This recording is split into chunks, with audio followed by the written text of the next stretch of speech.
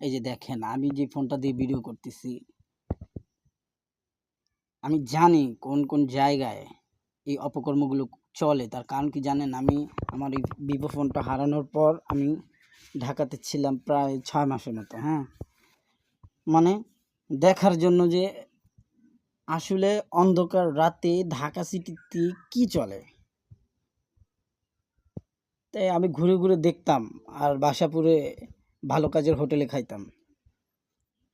ঘুরে ঘুরে দেখতাম আর যাচাই করতাম যে কে কোন ধরনের মানুষ, কে কেমন। তে কোনো সাংবাদিক ভাই যদি ইনফরমেশন চাই আপনাদের, তাহলে আমি ইনফরমেশন দিতে পারবো, কিন্তু আল্লাহর রস্তে আমাকে কোনো ভেজালে ফালানো যাবে না। আমি দেখিয়ে দিতে পারবো। কি এদেরকে যদি আইনের আওতায় আনা যায়, আমার মনে হয় কমলাপুর এরিয়াটা সুরক্ষিত হয়ে যাবে। আর বিশেষ করে যে কমলাপুরের যে কুলিগুলো আছে, এদের ভিতরে কিছু কিছু কুলি আছে যারা নামে কুলি, দেখবেন তারা বোঝা নিয়ে যাচ্ছে, কিন্তু আসলে তাদের উদ্দেশ্য বোঝা নেওয়া না, তাদের উদ্দেশ্য মানুষকে টার্গেট করা, যে কীভাবে কার গলা থেকে চেন নিয়ে চলে যেতে, মানে ছিনতাই করা যাবে, কীভাবে কার পকেট থেকে ফোন নেওয়া যাবে, কীভাবে আমি মানে মানুষের সাথে ওই ওই ছেলেদের সাথে আমি চলতাম ফিরতাম এবং কি যাচাই করতাম এরা কী করে। কিছুদিন আগে আমি আমার নিজের চোখে দেখা, ওপরে আল্লাহ সাক্ষী, ওপরে আল্লাহ সাক্ষী,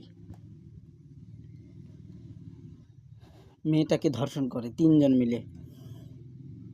কমলাপুর ওই যে লোহার ব্রিজটা আছে না, ওইখানে লোহার ব্রিজের উপরে যে ওই মানে ছাদগুলো আছে, ওই ছাদগুলোতে তো সবাই উঠতে পারে না। আর এদিকে ওইদিকে মানে উঠে যারা টোকাই পোলাপান আছে, রাস্তার টোকাই কাঙালি রাস্তায় থাকে।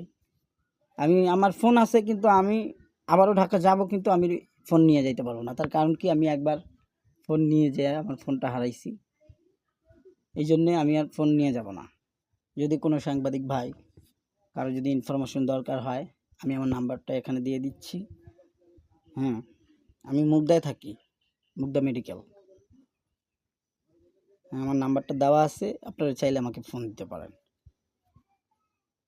অনেক বড় ইনফরমেশন আছে, অনেক বড়, অনেক বড় বড় ক্রাইম করে ওরা।